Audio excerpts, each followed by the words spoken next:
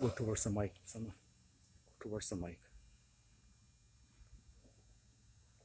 Yeah.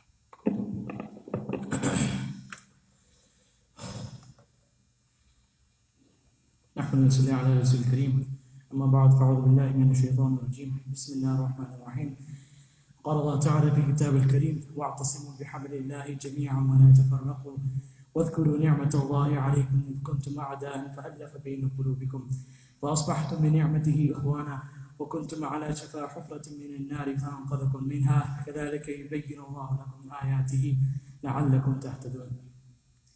وقال الله تعالى يا أيها الذين آمنوا اجتنبوا كثيرا من الظن إن بعض الظن إثم ولا تجسسوا ولا يغضب بعضكم بعضا أيحب أحدكم أن يأكل لحم أخيه ميتا فكرهتموه واتقوا الله إن الله تواب رحيم.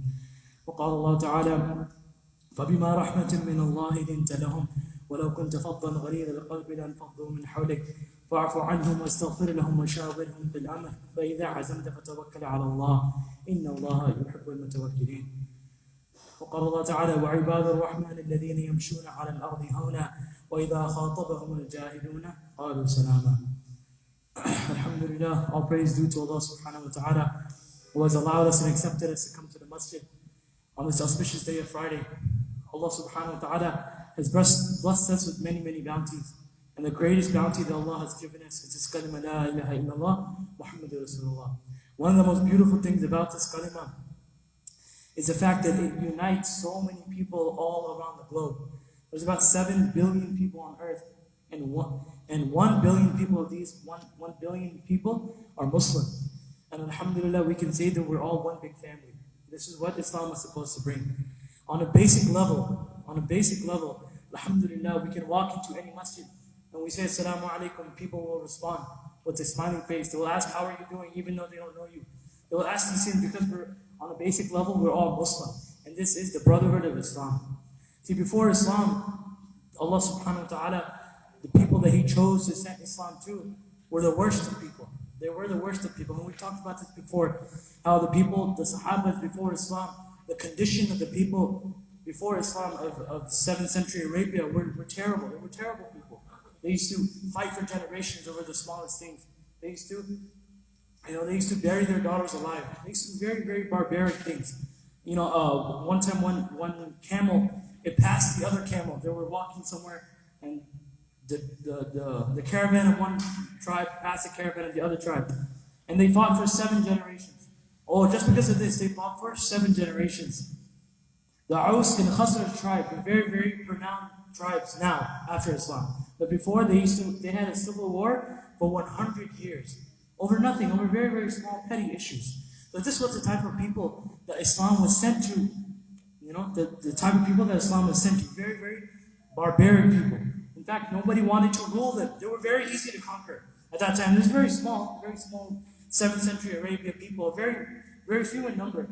And they were so easy to conquer, anybody could conquer them. But no one wanted to. No one wanted to rule over them because there were such people.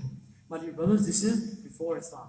After the revelations and after the people started adopting Islam into their life, it completely changed 100 degrees. 180 degrees completely shifted. Allah subhanahu wa ta'ala says in the Quran, وَأَلَّفَ بَيْنَ قُلُوبِهِمْ لَوْ أَنْفَقْتَ مَا فِي الْأَرْضِ جَمِيعًا مَا أَلَّفْتَ بَيْنَ قُلُوبِهِمْ وَلَكِنَّ اللَّهَ أَلَّفَ بَيْنَهُمْ إِنَّهُ عَزِيزٌ حَكِيمٌ. And brought together their hearts. If you had spent all of that in the earth, you could not have brought their hearts together. But Allah brought them together. Indeed, He is exalted in might and wise. Allah subhanahu wa ta'ala is saying, even if you had all the wealth in the world, you could not unite the hearts of these people. But Islam united the hearts of these people. Islam brought them close to each other. So much so that we see the love between the Sahaba. The code of conduct that Islam brought because of Rasulullah sallallahu alaihi wasallam. Even before Islam, Rasulullah sallallahu alaihi wasallam was such a very beautiful and nice person. His nicknames were Amin and Sadiq, trustworthy, and a person who never lies and a person who's always trustworthy. You can give him your amana, you can give him your possessions, and you will know that you will return it 100% back. This is even before Islam. But after Islam, Rasulullah sallallahu alaihi wasallam's conduct, of course, increased. As Allah subhanahu wa ta'ala says in the Quran, وَبِمَا رَحْمَةٍ مِّنَ اللَّهِ لِنْتَ لَهُمْ ولو كنت فظا غليظ القلب لانفضوا من حولك فاعف عنهم واستغفر لهم وشاورهم في الامر وَإِذَا عَزَمْتَ فَتَوَكَّلْ عَلَى اللَّهِ إِنَّ اللَّهَ يُحِبُّ الْمُتَوَكِّلِينَ. It is out of Allah's mercy that you, O Prophet, have been lenient with them. Had you had been cruel or hard-hearted, they would have certainly abandoned you. So pardon them, ask Allah's forgiveness for them, and consult with them in conducting manner.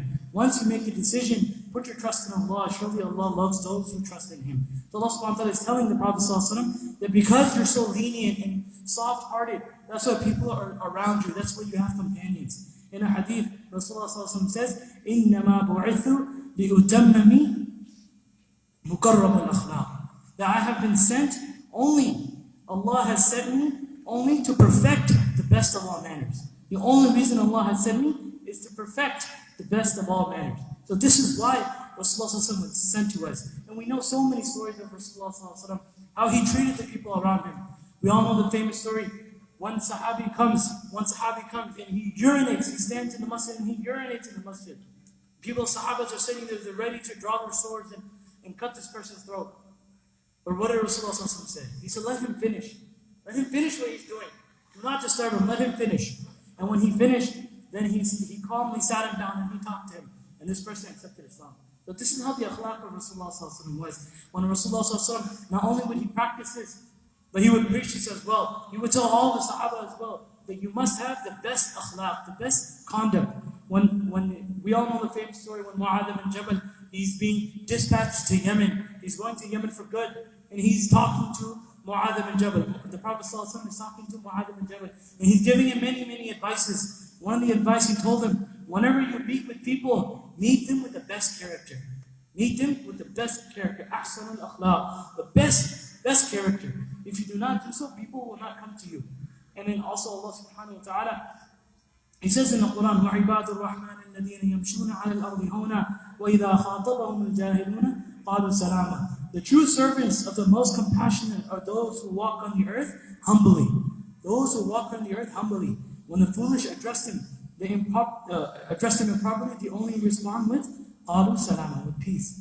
See, my dear brothers, Islam is meant to unite. Islam is meant to unite. Nowadays, my dear brothers, we're separated into so many different sects. But Islam is actually meant to unite. Islam was sent for the entire mankind. And this is hard to fathom because this was sent, in 7th century Arabia. But this deen that was sent in a specific location traveled all over the world. Went all over the world. Every single country in the world has at least one masjid in it. There's Muslims in almost every single corner of the world. You go to the most random places we find a Muslim there. Me and my wife went on a trip, we were in Wyoming. Middle of nowhere, you couldn't see anyone for miles. We stopped at a gas station, and the brother behind the counter, his name was Hussein. It was a Muslim brother. And it was just so beautiful to see that, wow, you're literally in the middle of nowhere. Allah subhanahu wa ta'ala sent us Islam to all corners and parts of the world. But how did this Islam spread? It did not spread through the sword, as is misconcepted by many of us. It was spread through the akhlaq of the Sahaba. It is said that when the Sahabas arrived to Indonesia and Malaysia, the whole country became Muslim. Why is that? They didn't give da'wah. They didn't even speak the same language. What did they say? Become like me. Become like us. That's all you have to do. Become like us. So when these Sahabas first arrived, the way they used to do business, the way they used to buy and sell, just their amazing, just the way they traded and did business. The people around them, they were so amazed by these people. And they automatically accepted Islam. See, my dear brothers, nowadays, even in this country, we know racism still exists. We just saw what happened last year. There's so many different people. And even in this country, maybe 100 years ago, slavery was still a thing. Just 100 years ago. 40 years ago, the people were marching for their lives. And just last year, people were marching for their lives. So not much has changed in this country because of the bunyad, the foundation of this country is set. But Islam is not like that. Islam is not like that. Islam was set on unity. People from all parts of the world, no matter your race, no matter your color, no matter your ethnicity, no matter your heritage, no matter what tribe you're from, nothing matters in this religion. The only thing that matters is your iman. See, my dear brothers, the most truest example of this, when we look into the history of Islam, one of the first people to accept Islam was Bilal al-Habashi. Bilal was from Al-Habashi, he was a Habashi. And at the time, we know the story of Bilal, I'm not going to get into more detail, But we know this. We know the story of Bilal radiallahu anhu. And it's important to understand, in the 7th century Arabia, heritage was very important. Who were your forefathers? Who was your grandfather? Who was your great-grandfather? The tree, the Shajar al-Nasab, was very, very important in the culture of the Arabs at the time. So at that time, Bilal ibn Rabah, he didn't have a family tree. He didn't have a tree. He didn't know who his grandfather was. And this is because the reason of this is because his mother was a Abyssinian princess. She was an Abyssinian princess, and she came, to Mecca because of the whole, the story of Alam Tara Kayfa Fa'ala Rabbuka Ashabil Fil. The elephants were coming to destroy the Kaaba. We all know that story. And Allah subhanahu wa ta'ala dropped pebbles from the bird's mouth, and they destroyed. But anyway, she came in that tribe. She came with them. And then eventually she was captured. She's a princess. And eventually she was captured as a slave. And she was married off, or she was set with another Arab slave who was also black in color. But they said, you two get together, and that's how Bilal ibn Rabah was born. So he was born in slavery. So a person, he's born in slavery. He opened his eyes into slavery. He knows nothing about slavery. Right? He's doing chores for people, he's doing this for people, he's doing that for people. And as a slave, he's not getting paid for it. So this is how Bilal ibn Rabah was brought up. When he accepted Islam, and actually before that, he was sold to Umayyah bin Khalaf. Umayyah bin Khalaf was one of the worst people at the time of the Prophet ﷺ. Very arrogant, very ignorant, very mean, very harsh. So when Bilal ibn Rabah accepted Islam, Umayyah bin Khalaf couldn't stand it. He couldn't stand that Bilal, even though he's a slave, I can't stand that he's Muslim. So what did he do? He tortured him. Literally, he crucified him. He put him on the hot sand. And if anyone has been to the desert, they know how hot the sand is. They actually cook tea or cook coffee on desert sand. That's how hot it is. But anyway, they put him face down or on his back in the desert sand, and they would place a large rock on his chest so he couldn't move. And he used to be there for hours and hours. And then on another occasion, they would whip Bilal radiallahu anhu for no reason, because he accepted Islam. And every time they would say, believe in Lat al-Uzza. Lat and Uzza were the gods of the time. Right? That's what they used to believe in, Lat and Uzza. So they would say, believe in Lat and Uzza. What would he say? Ahadun ahad. Ahadun ahad. I only believe in the one. And they would whip him. In fact, the whippers, they used to get tired of whipping, so they would take turns in whipping Bilal radiallahu anhu. But that would not break Bilal. He still said Ahadun ahad. So my dear brothers, when Rasulullah sallallahu alaihi wasallam, he saw the persecution being done to Bilal radiallahu anhu, he couldn't stand it anymore. He went to a small group of Sahaba at the time, very small number of people. He went to them, and majority of them were poor. He went to them and he said, can anyone buy the freedom of Bilal? He's being prosecuted, he's being tortured just for accepting Islam. Is there any one of you that could buy his freedom? Abu Bakr radiallahu anhu, who was the first person to accept Islam, he said, I will buy his freedom. He goes to Umayyah bin Khalaf, and he said, oh Umayyah, how much will you sell me Bilal for? Umayyah bin Khalaf, he said, yeah, I'll sell him to you because you're the one that corrupted him in the first place. So yeah, I'll sell him to you. So Abu Bakr said, how much? Umayyah bin Khalaf, he said 10 gold coins, which is an insult to Bilal, that he's worth nothing. Just take 10 gold coins and you can have him. So Abu Bakr, he went to his house, he got 10 gold coins, he came back to Umayyah bin Khalaf, and he gave him these 10 gold coins. And Umayyah bin Khalaf started to laugh. He started to laugh in his face. Abu Bakr said, why are you laughing? Umayyah bin Khalaf said that if you had haggled with me and you had offered me 1 gold coin for Bilal, I would have sold him to you for 1 gold coin. He's belittling Bilal. Like he's nothing. I'll sell him to you for 1 gold coin. Abu Bakr, he heard this. And he said, if you had haggled with me and you had offered me 100 gold coins for Bilal, I would have given you 100 gold coins. Because he knew the value of Bilal. And he bought he bought him as a slave, and he set him free. Even after this, and this is the point of the story, is to show the greatness of Abu Bakr. Even after this, what did Bilal say? Abu Bakr Sayyidina? No, Abu Bakr would say that Bilal Sayyidina, that Bilal is my master. He freed him. Abu Bakr freed Bilal, but what would he say? Bilal is my master. Umar radiallahu anhu, he would say, Abu Bakr Sayyidina, wa'ataka Sayyidina. That Abu Bakr is our master, and he freed our master. Abu Bakr radiallahu anhu was the greatest man to walk on the face of the earth after the Prophet sallallahu alaihi wasallam. After all the prophets, he was the greatest man, individual man to walk on this earth. And what would he say? Bilal Sayyidina. That Bilal is my master. So my dear brothers, imagine a person who is a slave, who doesn't know their heritage, who is, in color, dark skin, he's black. At the time of 7th century Arabia, this was a huge deal. And he, Abu Bakr radiallahu anhu, he freed him. And he's saying, Bilal Sayyidina. Bilal is my master. This is how they used to treat one another. And my dear brothers, Bilal radiallahu anhu, Allah subhanahu wa ta'ala elevated his rank so much. So much. It doesn't matter what the color of his skin is or what the heritage, where he came from. What matters is the iman, is what's in the heart. My dear brothers, we all know when Rasulullah sallallahu alaihi wasallam, he went on Isra wal Mi'raj. He went on Mi'raj. There was a point, Jibreel alayhi salam said, I cannot go any further. In fact, no being has gone any further than this. He came to a spot, he said, I cannot go any further. If I go any further, I will burn. And no being has gone farther than this. And at that time, Rasulullah sallallahu alaihi wasallam, he hears footsteps. He hears footsteps and he's wondering, he said, okay, no one has been past this point, but whose footsteps are these? And Jibreel alayhi salam, he answers, these are the footsteps of Bilal radiallahu anhu. Allah loves him so much that he walks on the earth, but his footsteps are echoed in Jannah. He walks on the earth, but his footsteps are echoed in Jannah. My dear brothers, Islam brought him to that level. Bilal left slavery of man and became the slave of Allah. And look what Allah subhanahu wa ta'ala took him. There was no class, no ranks in Islam before. Before Islam everyone was equal. Every single person was equal. And my dear brothers, we all know the story. When the Muslims, this is time of Umar ibn Khattab, they conquered Jerusalem, right? They conquered Jerusalem. And the patriarch at the time, he said, I will only give the keys to Umar ibn Khattab. I will only give the keys to Masjid al-Aqsa to Umar ibn Khattab. So Umar ibn Khattab is in Medina. So Umar ibn he traveled all the way to Jerusalem. When he gave him the keys and Umar ibn Khattab opened the doors, the first thing he turned to was Bilal. And he said, oh Bilal, you give the adhan.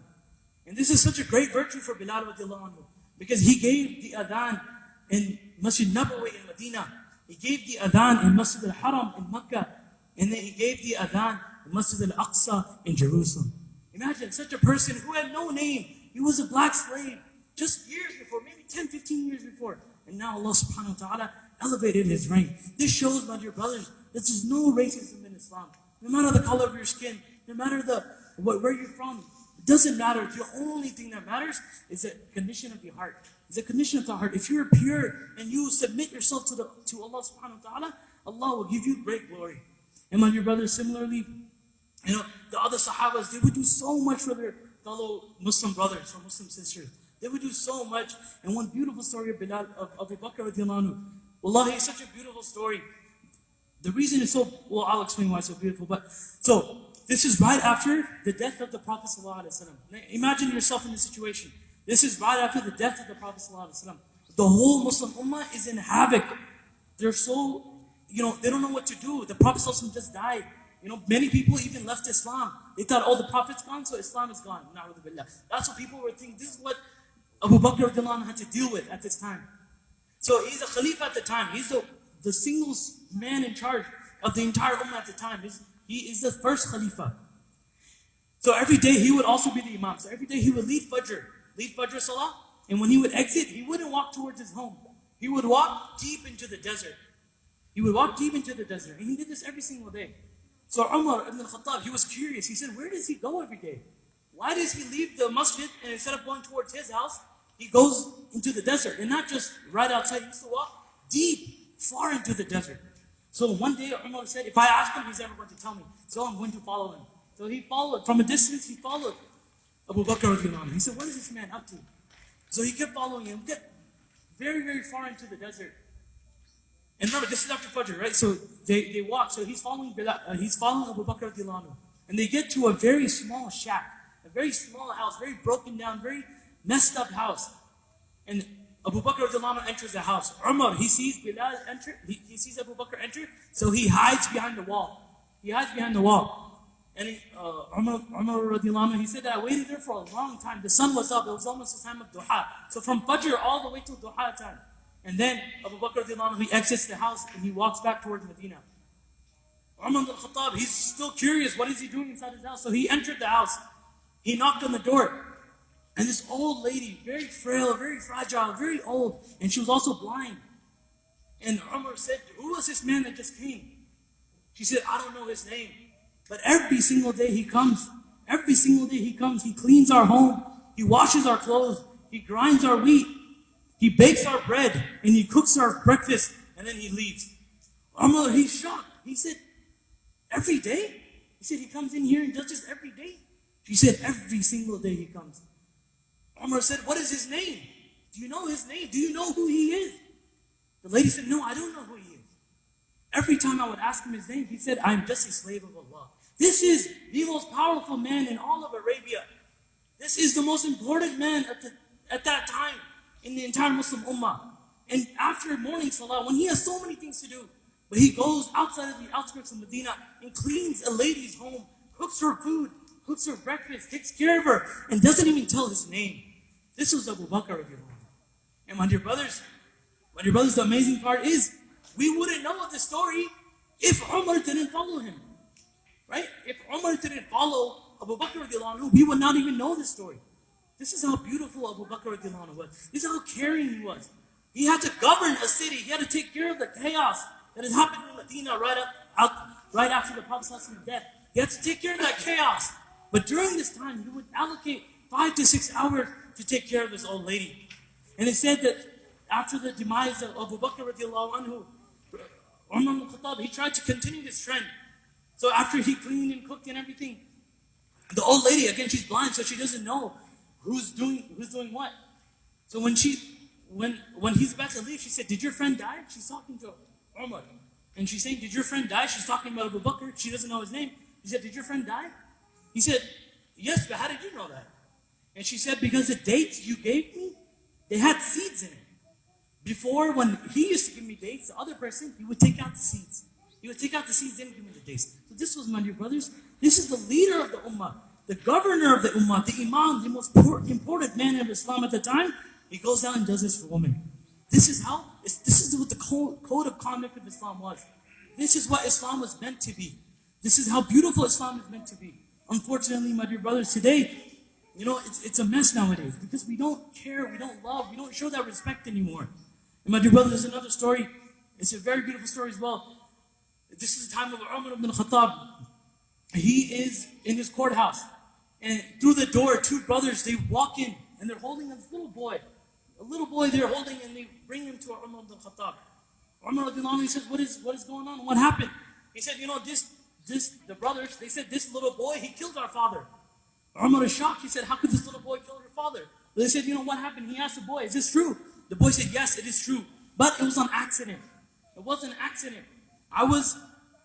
My camel accidentally treaded on their property.